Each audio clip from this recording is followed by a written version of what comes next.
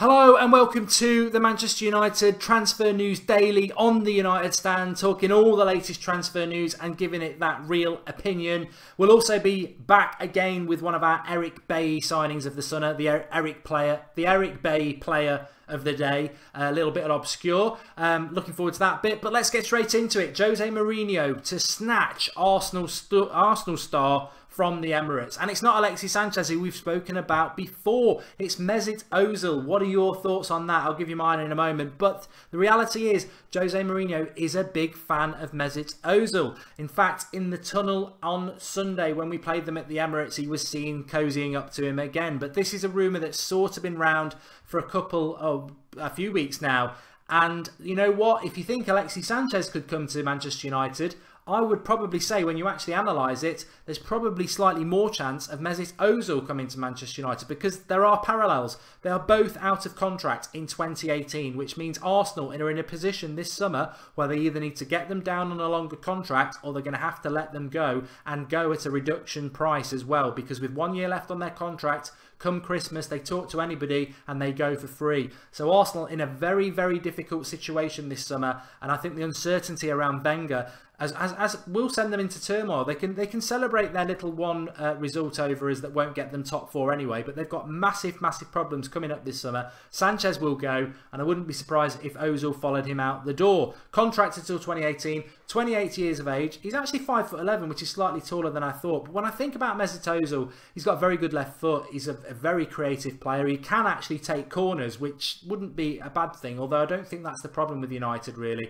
I think we've got players who can take corners. It's people getting on the end of them. But Ozil has been fantastic. He is the assist maker, if you listen to Arsenal fans, and I think in a decent club he could probably do a hell of a lot better. But my issue with Ozil has been quite a consistent issue over every year he's been at Arsenal. He bottles it against Manchester United. He goes missing. He is the invisible man. And if I'm going to be critical of people like Harry Kane and Lukaku saying I wouldn't have them at United because they never turn up against us, then it's only fair that that is replicated with Mesut Ozil, who just doesn't turn up. And that would be a massive concern for me. However, I do trust Jose Mourinho and the signings he brings to Manchester United, because so far he's been flawless. When you look at his career, he is very good when it comes to transfers, and maybe he sees spineless Wenger managing him and thinks, you know what, Ozil does okay for Wenger, but with me managing him, giving him that kick up the arse, I can turn him into a much better player. And if Mourinho believes in that, then it's interesting. I'll still say I don't want him.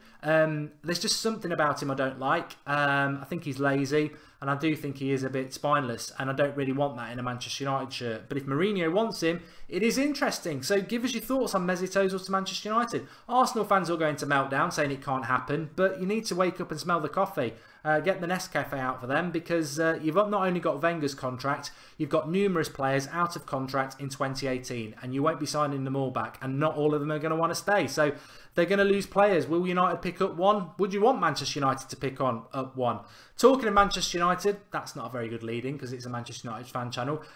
Ex-Manchester United player Michael Keane. Now this is interesting, and this is the sort of clickbait genre that starts now and goes through till the end of August and revolves like flies around Manchester United, really. Every media outlet just chucking every name at Manchester United and trying to get people to clickbait. And I'm talking about newspaper outlets. I'm not talking about YouTube channels, because I know most of those are fan run.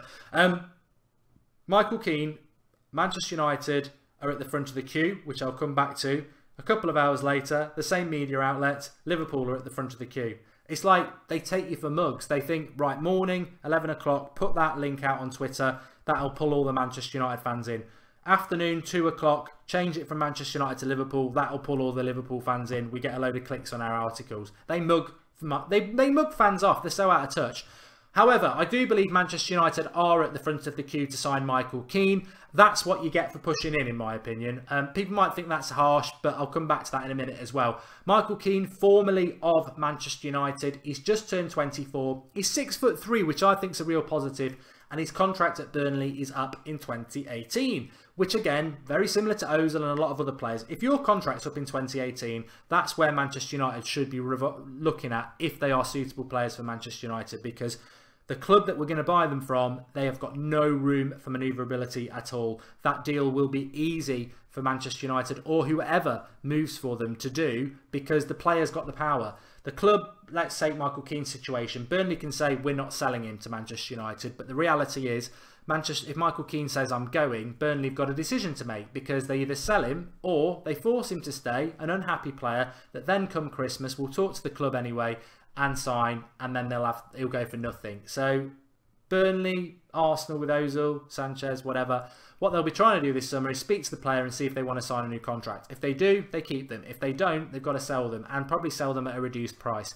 And with Michael Keane, I'm pretty sure that there's a sell-on fee for Manchester United of about 25%. So we'd probably get Michael Keane for about 25. Premier League proven defender. He's done very well this season. He's got lots of things to his game. 6'3" means he's tall, which is good in the air, which he is. My issue with Michael Keane is that if we're signing two centre-backs, I'm not too bothered about signing Michael Keane, because I think as a replacement for someone like Phil Jones, he's good. If we're signing him as to be a first-team partner for Eric Bailly, I've got my concerns. We need better than that. I think Michael Keane to Manchester United has to be as a backup centre-back. If he's going to be a first-choice centre-back, I've got real concerns. I don't actually think he's a hell of a lot better than Ryan Shawcross when we sold him a few years ago. I think he's of that ilk. Ryan Shawcross is a very good centre-back in the Premier League, and I think Michael Keane as well. But I don't think they are first-team Manchester United centre-backs. But a lot of you disagree with me, so do give your thoughts on that. I want to talk quickly about another Manchester United player, a goalkeeper that looks like he'll be signing a new contract. Boo-hoo, it's not De Gea, it's Joel Pereira. Benfica have been sniffing around him. Only last week, Jose Mourinho said he has the potential to be the greatest Portuguese goalkeeper of his generation, which is high bidding from Mourinho for a goalkeeper that's only, I think, played a couple of times for us in the League Cup this season. Mourinho likes him. He's a young player from the youth, coming through the youth system. I'd love to see him come through. We've never had a young goalkeeper come through and actually, not for many years, certainly not in my lifetime, that has come through and been consistently the #1 for Manchester United. So I think I'd be very excited if that happens. He's contracted till 2020. He's probably not on massive wages, and Benfica's sniffing around. So the fact that Manchester United want to get him on a new deal is well deserved. So that's of interest. And just sticking with Benfica, or a former Benfica player, Renato Sanchez, coming out in the last couple of days saying that his first season at Bayern Munich has not gone the way he wanted to, not played many games, and he hopes to improve next year. It just fills me with regret, really, because Van Gaal screwed that up, and the club were a little bit too cotton wool around Van Gaal there. I think they were trying to keep him sweet in case they wanted to keep him, and we dithered on the Sanchez deal when we could have got it done. Van Gaal wasn't keen on him, and Bayern Munich, to their own admission, slipped in and got him. I think he would have been perfect for the Premier League, Sanchez. He's very tenacious. He's great on the ball. I think he'd fit the Premier League like a glove. But we're not going to get him now. But I just mentioned it because it's a player I would have liked. Okay, let's do the Eric Bailly Player of the Day. The Eric Bailly Player of the Day is the sort of left field signing that if you search around, you'll know that United have maybe scouted this player, and could well be that sort of left field signing that we sign. The one I'm looking at today is a striker who plays for Bordeaux. His name is Malcolm. He is Brazilian. He is Brazilian. He plays up front for Bordeaux, and he's 20 years of age. 5'8", and he's contracted till 2020. He's actually come out this week quoted as saying that he's quite relaxed about the interest from Manchester United and Liverpool. I tell you what, mate, you must be really relaxed, because I'm relaxed about the deal as well. I didn't even know who you bloody were. Well, I did, but I didn't know you were any of interest in Manchester United, because, to put it bluntly, I don't know why we're interested in him. He's not particularly... He's one of those very average at everything players. Like, he's average quick, he's average skillful, he's average at finishing, he's 5'8", so he's not, from Zlatan to Malcolm, it's not just a crap name, it's he's about half the height of him as well. He's not scored that many goals for Bordeaux either this season. I don't know, I mention it because we have been linked to him, sort of, if you have a look around, and as a sort of obscure one, but I don't know why we're after him. He doesn't seem to tick any of the boxes. Doesn't mean we won't, but he doesn't seem to tick any of the boxes as to why we would be after him. But there we go. Malcolm at Bordeaux. If you're ever bored, go and have a look at him. I can't see him coming to Manchester United, but he has been scouted, so it's worth mentioning. I liked that Broomy yesterday. I liked him. Quick, skillful, very, very quick. But Malcolm's not. Poor old Malcolm.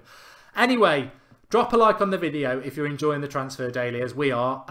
We'll be back again tomorrow, obviously. Hopefully celebrating a Manchester United Europa League Cup final place. Big game tonight. Do join us for the watch along. We'll be live from around 7 o'clock, probably 6:45 because of the team news coming in early as it does for the Europa League.